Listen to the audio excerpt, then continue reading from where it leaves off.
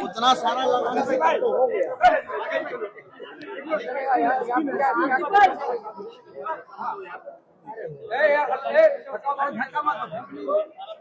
Screen है देखिएगा, आप बना पा रहे हैं ना?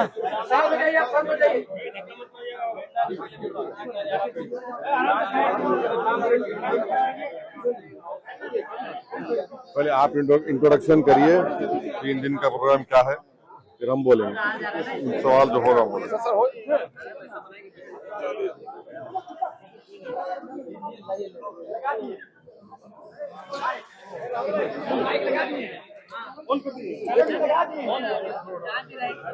भाई तैयार है आप लोग? ये बिहार के लिए और सीमांचल के लिए बड़ी खुशी की बात है कि इस वक्त बिहार में दलितों की, कमजोरों की, शोषितों की, पीड़ितों की और अकलियतों की एक तवाना आवाज जनाब बैरिस्टर असदुद्दीन अवैसी साहब 4 रोजा दौरे पर आए हैं। और आज किशनगंज का दौरा होना है, कल अररिया का दौरा होना है, 26वीं तारीख को पूर्णिया का दौरा होना है और 27वीं तारीख को कटिहार बलरामपुर का दौरा होना है। और इस यात्रा का नाम पार्टी ने न्याय यात्रा कारवाने इंसाफ दिया है।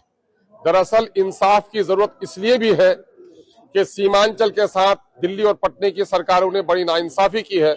यही वजह है कि सबसे गरीब लोग यहाँ पर हैं और अब भी यहाँ पर कोई स्पेशल तवज्जो नहीं दी जा रही है। दूसरा मसला यह है कि बिहार में और मुल्क में दलितों और अकलियतों के साथ जुल्म और नाइंसाफी हो रही है। हुकूमत को इसके लिए भी इंसाफ के लिए खड़ा होना चाहिए। हम आवाम को बेदार करने के लिए भी एक कारवां निकाल रहे हैं जनाब बैरिस्टर असदुद्दीन अवैसी साहब की क़यादत में। और इस कारवां में तशरीफ फरमा है हमारे माजिद हुसैन साहब जो MLA हैं वहाँ नामपल्ली से, और जनाब वारिस पठान साहब जो एक्स MLA हैं बॉम्बे से, वो भी तशरीफ फरमा है। सब लोगों का ये कारवां हम लोगों का जा रहा है। हम आवाम को बेदार कर रहे हैं कि हम मुसलसल इंसाफ की लड़ाई लड़ रहे हैं।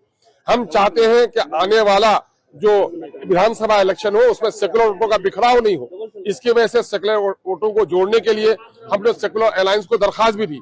उन लोगों ने भी हमारी बात नहीं मानी, तो हम चाहते हैं कि उनसे भी इंसाफ किया जाए कि सेकुलरिज्म की बका की लड़ाई कौन लड़ रहा है और सेकुलर वोटों को बिखराव का जिम्मेदार कौन है। लोग इसके लिए इंसाफ करें। ये दो तरफा इंसाफ की तलब है। दरअसल हमारी जो वो है कोशिश है, हमारी हिस्सेदारी की है कि दलितों को, गरीबों को, सीमांचल के लोगों को, अकलियतों को उसकी वाजिब हिस्सेदारी मिले। इसके लिए मैं बड़ा शुक्रगुजार हूँ अपने कौमी सदर जनाब बैरिस्टर असदुद्दीन अवैसी साहब का, जनाब वारिस पठान साहब का, जनाब भाई माजिद हुसैन साहब का, और इस कारवां को लेकर बहुत ही जिम्मेदारी के साथ अपनी जिम्मेदारी अदा करने वाले आदिल हसन एडवोकेट साहब का।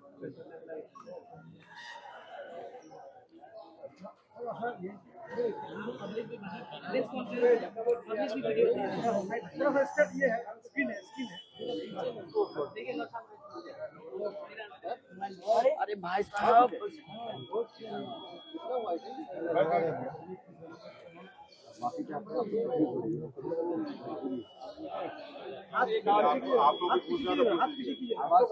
सर डुगडुगी बजा करके लेटर लिख करके आप लोगों के द्वारा गठबंधन में शामिल करने की मांग की गई।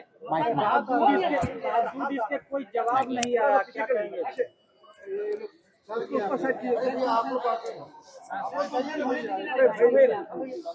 अरे खामोश रहिए ना भाई, खामोश रहिए, शांत रहिए ना आप लोग। खाली मीडिया में तो बोलो, सिर्फ मीडिया को रखिए, ज्यादा लड़िए, पार्टी के लिए हट जाइए पूरा। देखिए, अख्तर ईमान साहब ने खत लिखा है, फिर अख्तर ईमान साहब ने यहाँ के लीडर ऑफ अपोजिशन को लेटर लिखा है। मीडिया के जरिए हमने इस बात को कहा है कि MIM पार्टी अलायंस के लिए तैयार है। और फिर अख्तर ईमान साहब ने अपने आखिरी खत में ये भी कहा है कि हमको आप 6 सीट दे दीजिए। अब ये उनको फैसला करना है, ये नहीं करेंगे तो बिहार की जनता ये देख लेगी कि कौन बीजेपी को कामयाब कराना चाहता है या कौन बीजेपी को रोकना चाहता है। तो अब ये फैसला बिहार की आवाम पर है। हम तो अपनी जिम्मेदारी को निभा चुके हैं। कल कोई या हमसे ना कहे कि आपने बातचीत नहीं की, आपने फुला नहीं किया। तो हमने तो अपनी तरफ से पूरी कोशिश की और जनता के सामने, आवाम के सामने हमने इस बात को रख दिया। सर बिहार में कितने सीटों पर पार्टी चुनाव लड़ेगी या सिर्फ सीमांचल? जब जब जब लिस्ट जारी होगी तो आपको पता चल जाएगा। अच्छा सर, एक आई लव मोहम्मद कहने पर जो है पूरा बवाल है, उस पर क्या कहेंगे सर? देखिए, ये शुरू हुआ था कानपुर में, वहाँ के शायद एडीजीपी, एडिशनल डीजीपी ने कहा कि कोई नया पोस्टर नहीं लगा सकते। तो उसके बाद हमने सोशल मीडिया पर कहा कि हम इस बात को मानते हैं कि मोहम्मद सल्लल्लाहु अलैहि वसल्लम से हम मोहब्बत करते हैं। हर मुसलमान मोहम्मद सल्लल्लाहु अलैहि वसल्लम से मोहब्बत करता है, इसलिए कि उसके ईमान का हिस्सा है। अगर हम मुसलमान हैं और अगर हम अल्लाह को जानते हैं तो वो मोहम्मद सल्लल्लाहु अलैहि वसल्लम ने हमको सिखाया है, इसमें क्लिक कीजिए ना फोटो में, कि अल्लाह है जो ज़मीन और आसमान का खालिक है, तुम इसकी इबादत करो, किसी और की मत करो। हमको उन्होंने बताया है कि तुम्हारा ईमान उस वक्त तक मुकम्मल नहीं हो सकता जब तक कि तुम मोहम्मद सल्लल्लाहु अलैहि वसल्लम को अपनी दुनिया की हर चीज़ ज़्यादा नहीं चाहोगे। ये तुम्हारे ईमान का हिस्सा है। और आर्टिकल 25 में फ्रीडम ऑफ रिलीजन है, तो संविधान में फंडामेंटल राइट है, इसको आप कैसा छीन सकेंगे किसी से? और ये क्या बात है कि नया पोस्टर कैसा लगाए, जो यूपी में क्या गलत है एकदम। सर गठबंधन को लेकर अभी तो किसी जो नहीं पार्टी से पूछो बात चल रही है? पूछे। सर तेजस्वी यादव का कहना है कि युवाओं को इस बार रोजगार मिलेगा, सिर्फ उसके पास डिग्री होना चाहिए। उसके पास डिग्री होनी चाहिए, भाई आप यानी हर सर्टिफिकेट वाले को रोजगार देंगे। पहले ये बता दीजिए कि बिहार में ड्रॉप आउट रेट कितना है स्कूल का, ये बता दीजिए कि कितने लोग ग्रेजुएट होते हैं, इसके ऊपर आप फैसला करिए। डिग्री होना चाहिए तो फिर बहुत सरकारों का रिकॉर्ड भी तो सामने आएगा ना, उन्होंने कितने स्कूल खुलवाए, कितने कॉलेजेस खुलवाए, कितने काम करवाए। सर एक सवाल है, जहाँ इस आराम से, आप कहीं नहीं जा रहे हैं, आप आप हमारी कहीं नहीं भाग रहे हैं, आराम से बैठे। सर जहाँ इस मतलब ये रैली निकाले हैं उसका नाम इंसाफ भी रखे हैं। यहाँ शेरशाबादी की आबादी 3.5 लाख से ज्यादा है इस लोकसभा में, तो क्या शेरशाबादी को भी टिकट मिलने का कोई संभावना? बिल्कुल बिल्कुल, इंशाल्लाह जरूर। तेजस्वी यादव ने जो कहा है मीडिया में प्रेस कॉन्फ्रेंस के जरिए कि उन्हें भी हैदराबाद में सीट चाहिए आपसे, तभी वो गठबंधन के लिए तैयार है। अरे भैया, आप तो इंडिया अलायंस का हिस्सा है, कांग्रेस आपके साथ है, कांग्रेस की सरकार तेलंगाना में, आप आ जाइए ना, आके उनसे सीट ले लीजिए और ज्यादा वोट लेकर जाइए, हमको कोई तकलीफ नहीं है, आप बिल्कुल आइए। सर कांग्रेस सीडब्ल्यूसी की आज बैठक कर रही है, अपना ताकत प्रदर्शन कर रही है। हाँ, आरजेडी को दिखा रहा है अपना ताकत। आज बैठक हो रहा है पटना में। हम अपनी ताकत दिखाने के लिए आज न्याय यात्रा शुरू कर रहे हैं, तो उनसे पूछिए। सर महागठबंधन में शामिल होने के लिए, हाँ, महागठबंधन में शामिल होने के लिए केवल राजद का दरवाजा क्यों? और भी तो पार्टियां हैं महागठबंधन में। नहीं, लीड तो वही कर रहे हैं ना, राजद ही तो लीड कर रही है, उनके साथ दूसरे पार्टियां हैं। नहीं कहीं ऐसा तो नहीं सर, जो आपका नारा 4 के बदले 40, इसको लेके राजद को चेतावनी तो नहीं है ये? अब देखिए, एक बात सुनिए, अगर आप एक बीज बोते हैं और उस बीज को जमीन में ताकतवर बनाने के लिए पूरे लोग अपना खून पसीना बहाते हैं, और जब फसल निकल कर आती है तो आप फसल को लेकर चले जाते हैं, भाग जाते हैं, आपको तकलीफ होगी नहीं होगी? तो हम अभी भी बीज बो चुके हैं और फसल अब के बार जब निकलेगी वो यहाँ की जनता के पास ही होगी, कोई लेकर नहीं भागेगा। सर प्रशांत किशोर के बाद अब आरके सिंह भी उसी राह पर चल रहे हैं। क्या? प्रशांत किशोर के बाद आरके सिंह भी अभी पूर्व केंद्रीय मंत्री हैं, वो आरोप लगा रहे हैं ये जदयू पर, अशोक चौधरी पर, जो 200 करोड़ कहाँ से आया। तो कहीं ना कहीं सर ये गठबंधन असर नहीं पड़ा, गठबंधन रहकर गठबंधन के खिलाफ भी आप कर रहे हैं। नहीं, अगर आरोप लगाए तो उनको बताना चाहिए। सर 2020 के चुनाव में एमआईएम अपने बदौलत 5 विधानसभा की सीट जीतने में कामयाब हुई। क्या 2025 में एमआईएम इतनी कमजोर हो गई कि बार बार राजद के ऑफिस में, कभी उनके घर के पास ढोल बजाते हुए आपके प्रदेश तक पहुंचते हैं? ऐसा है ना, देखिए, आप लोगों को हर चीज आपको ब्लैक एंड व्हाइट नजर आती है, तो सियासत ब्लैक एंड व्हाइट नहीं होता है। सर मजलिस पार्टी की और किस पार्टी से गठबंधन की बात कर रहे हैं? वो अख्तर भाई बताएंगे आने वाले दिनों में। कांग्रेस के पूर्व अध्यक्ष हैं, वो आप पर बार-बार कौन? कांग्रेस के पूर्व अध्यक्ष बिहार के वो बार बार आपको नॉमिनल नेता बता रहे हैं। हाँ। गठबंधन से पूरे तौर पे इनकार कर रहे हैं। उनको उनसे पूछिए कि 2008 में जब न्यूक्लियर डील हो रही थी, पार्लियामेंट में नो कॉन्फिडेंस मोशन जब लाया गया था, तो किसने खड़े होकर उस मनमोहन सिंह की सरकार को साथ दिया था? सर 4 के बदले 24 लाएंगे, लेकिन 6 सीट का मांग करते हैं। ऐसा तो नहीं कि जो सीट आपका चले गया वही रिकवरी करने के तरह में। अब हम तो अपनी बात को रखे हैं। हम ये कह रहे हैं कि अगर हम 24 पे चले जाएंगे या उससे बढ़ के भी चले जाएंगे तो फिर आप बाद में हमको मत बोलिए। ये मैंने आपसे उनसे कह रहे हैं, अब उनको सोचना चाहिए। सर क्या चौथा विपक्ष का आरोप गठबंधन का नहीं आ रहा? हाँ, चौथे राउंड की गठबंधन का नहीं आ रहा? चौथा स्तंभ की गठबंधन का नहीं? हाँ, चौथा क्या करने वाले, देखेंगे क्या होता है, बताएंगे, टाइम है उसका। तेज प्रताप यादव बार बार इच्छा जाहिर कर रहे हैं हाँ, एमआईएम से गठबंधन करना चाहते हैं। तेज प्रताप, अरे अल्लाह उनको अच्छा रखे, खुश रखे, सेहत दे उनको।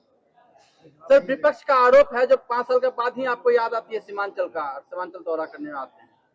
पहले सीमांचल कोई बोलता नहीं था, हम ही तो बोले तो उनकी जबान में आ गया पूरा बात। ये पहले तो बोलता ही था सीमांचल, और पार्लियामेंट के अंदर, पार्लियामेंट के बाहर हम ही तो बोल रहे हैं सीमांचल के बारे में। लोग कहाँ बोलते हैं? इनको सिर्फ चुनाव के जमाने में सीमांचल बोलते हैं। हम तो नहीं गए, हम तो बार बार इसको कहें, 2015 से हम कह रहे हैं कि हम यहाँ पर आए तो हम कभी छोड़कर नहीं जाएंगे, और हमारा कंसिस्टेंट यही पॉलिसी रही है। सर पिछले विधानसभा में ओबीसी मेडिकल कॉलेज का और हॉस्पिटल का भी मतलब यहाँ पे घोषणा करके गए कोई थे। घोषणा नहीं हुआ था जी। ये सब ये जो बात लोग कर रहे हैं, हम बोले कोशिश करेंगे, और कोशिश आज भी जारी है, करें, कुछ ना कुछ कर सकते हैं। सवाल ये है कि जो सत्ता में है, 11 साल सत्ता में रहे, उनकी भी तो अखलाकी जिम्मेदारी बनती है। एक परिवार में 2 मुख्यमंत्री बन गए, कोई दूसरे पास एक मुख्यमंत्री 10 साल 12 साल रहे, उन्होंने क्या किया सीमांचल के लिए? सर एक सवाल है, अभी बहादुरगंज के जो गद्दार विधायक थे, वो अभी एक पोस्टर मतलब फेसबुक में एक पोस्ट ये कर रहे हैं, जो खुद को पढ़ा लिखा बता रहे हैं, और आपके जो कैंडिडेट है उसको अनपढ़ बता रहे हैं। तो जो तौसीफ आलम साहब को अनपढ़ बता रहे हैं, जबकि राजद के जो मुख्यमंत्री पद के लिए वो मतलब लड़ रहे हैं, वो खुद 8 पास है, तेजस्वी यादव। क्या कहेंगे? क्या कहना क्या है आपकी? आप जो बात कह दी है, मैं क्या कहूँ? सीमांचल के बाहर सिर्फ ढाका ही चुनाव लड़ेंगे कि और भी विधानसभा? हाँ, सीमांचल के बाहर ढाका ही चुनाव लड़ेंगे कि और भी विधानसभा चुनाव लड़ेंगे? नहीं, बराबर लड़ेंगे। और कुछ है? जनता एमआईएम को वोट देती है, लेकिन उसके जीते हुए पार्टी दूसरे पार्टी में चले जाते हैं, तो सर कैसे लोग विश्वास करेंगे कि एमआईएम को वोट नहीं, फिर इस बार जाएगी दूसरी पार्टी में? नहीं, जिन लोगों ने धोखा दिया उनके साथ जनता नहीं है। जनता ने उनको वोट नहीं दिया था, जनता ने सीमांचल और एमआईएम पार्टी को वोट दिया था। और हमारी पूरी कोशिश होगी कि अब के बाद ऐसे लोगों को हम अपना उम्मीदवार कैंडिडेट बनाएंगे जो इंशाअल्लाह पूरा भरोसे पे उतरेंगे। सर आपकी पार्टी के ऊपर लगातार एलिगेशन लग रहा है कि पैसे के बल पे टिकट दिया जाता है। अच्छा, इस बार क्या सर पैसे के बल पे टिकट दिया जाएगा या जमीन से उठा हुआ नेता मिलेगा? पैसे के बल पे तो इल्जाम लगता है चुनाव के जमाने में। क्योंकि सर जो गए 4 गए उन्होंने लगाया। अब एक बात सुनिए, एक साहब ने एक क्रिकेटर को ले जाकर दुबई में होटल खोली है, नाम क्या रखा? हैदराबाद बिरयानी दुकान। किससे पैसा लिया वो? आप तो बिरयानी नहीं खाए ना, हम भी नहीं खाए। सर न्याय यात्रा के तहत क्या दबाव की राजनीति उत्तराधिकारी यात्रा जिस तरह दिखा राहुल गांधी का, या फिर और? यात्रा है, इंसाफ की यात्रा है, उसमें हर मुद्दा, हर मसला सामने आएगा। इंसाफ की वसूल के लिए, इंसाफ के हासिल करने के लिए तो सब बात करेंगे।